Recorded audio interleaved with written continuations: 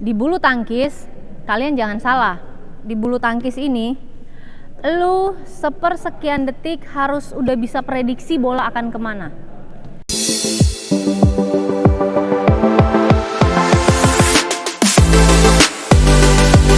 Yang gamers masuk ke lapangan.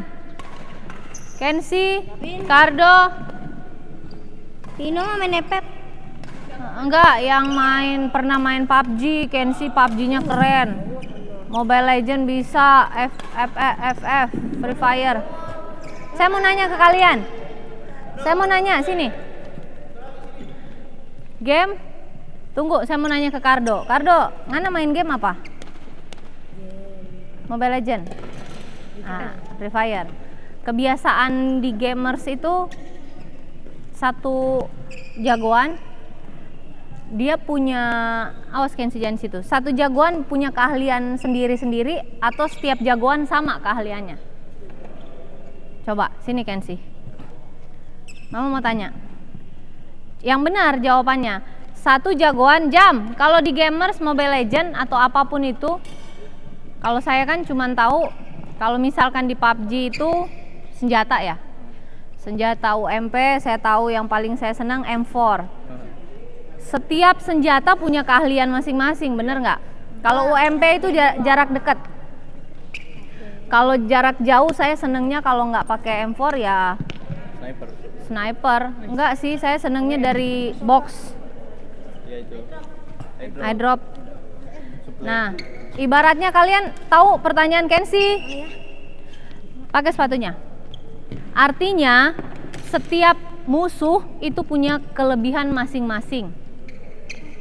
Benar nggak? Iya kan? Kalian harusnya yang gamer sudah bisa tahu. Kelebihan musuh, misalkan Kensi ketemu, nggak usah jauh-jauh pertandingan luar deh. Setiap kalian main di teman sendiri, itu harusnya udah bisa di luar kepala. Ini kebiasaannya apa nih? Benar nggak? Matinya di mana nih?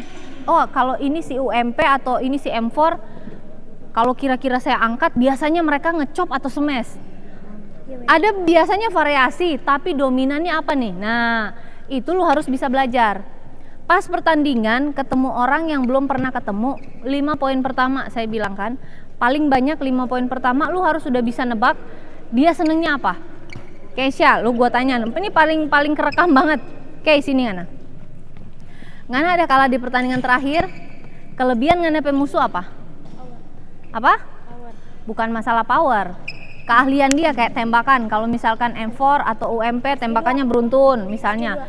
Paling saya seneng itu yang 100 peluru dari box.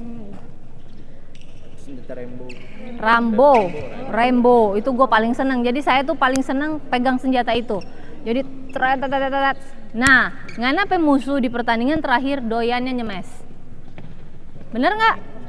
Iyalah, harusnya ngana paham itu. Kalau ngana main ketemu orang yang poin pertama aja dia udah jedak, udah nembak, berarti dia serang. Kalau ketemu pemain yang pertama ngana servis dia ngelop, udah tahu tipe orangnya kayak gimana. Benar nggak? Di bulu tangkis kalian jangan salah.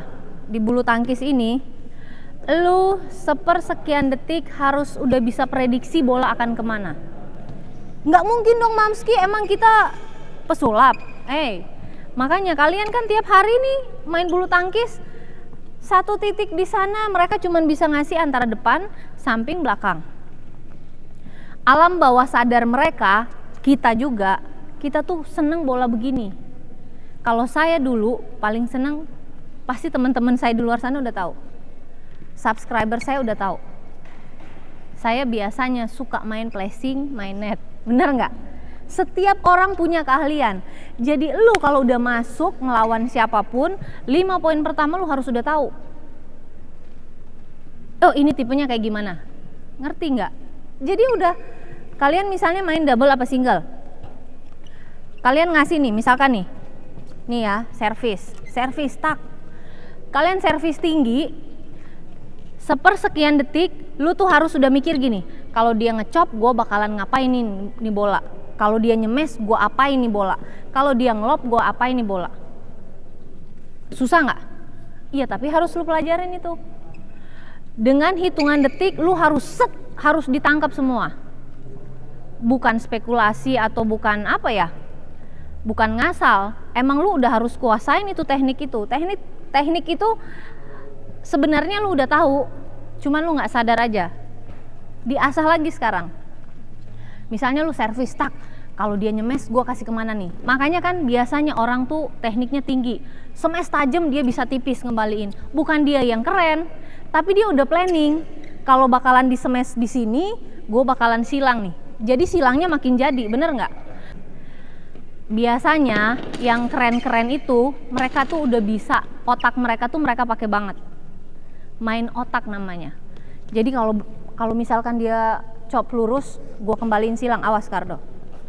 Kalau dia chop lurus, gue kembaliin silang nih, set. Kalau dia dari sana, biasanya kalau chop silang ya pasti kita lurus. Kan jauh dari jangkauan. Bener nggak? Misalnya Kensi servis nih, set. Musuh bakalan chop Kensi ke silang sini. Dominannya pasti kita kalau udah kepepet, kita pasti net lurus. Akan memudahkan kita dan menyusahkan lawan. Biasanya, ya kan? Kalau kita servis ke sana silang. Ini yang single dulu ya. Mereka smash, tak, lurus. Yang paling keren apa? Yang Kensi sering lakuin. Tangki silang, set, arah silang ke sana. Arah kecil. Jadi musuh pasti larinya silang ke depan, jauh. Itu harus udah di planning. Ngerti nggak? Ataupun misalnya kita servis ke sana nih, masih sama arah servisnya. Mereka lob serang ke kiri. Yang saya ajarin ke Keisha. Lu mundur, ceplik ke arah sana. Mereka pasti sulit ngambilnya. Jadi semua itu sebenarnya kalau lu udah bisa planning, bakalan jadi main otak jadinya. Jadi harus sudah belajar dari sekarang ya, Vino, Kenat, Kardo, Kensi, semua, Keisha, Ayu. Lu kasih kemanapun bolanya, di situ dengan cepat lu harus udah mikir. Kalau dikasih ke sini, gue pasti kemana? Direncanain. Nggak ada yang dadakan. Lu kalau misalnya main dadakan ngeblank semua, kayak orang on jadinya. Misalnya servis, aduh, kemana nih? Nah, panik kan? Aduh dia nyemes, aduh tembakannya kenceng. Nggak usah, santai aja. Dia servis, otaknya langsung. Makanya yang namanya ngeblank, error, itu karena pemikiran kalian tuh berhenti sesaat. Paham nggak? Misalnya ngeblank karena apa? Oh, nervous. Ya nervous ngeganggu, jadi lu nggak konsen ke teknik jadinya. Boro-boro lu mau mikirin teknik, mau mikirin antisipasi bola atau perencanaan pukulan. Lu udah ngeblank duluan karena nervous atau grogi. Nah, siapapun nanti yang udah terlepas, udah nggak ada di zona nervous, itu harus dikondisikan. Servis, mereka tembak, gue bakalan kemana nih? Mereka lob silang, gue kemana? Udah direncanain. 80% udah masuk ke rencana semua. Set, langsung udah di otak lu udah, ini saraf ini banyak, bisa ini pasti.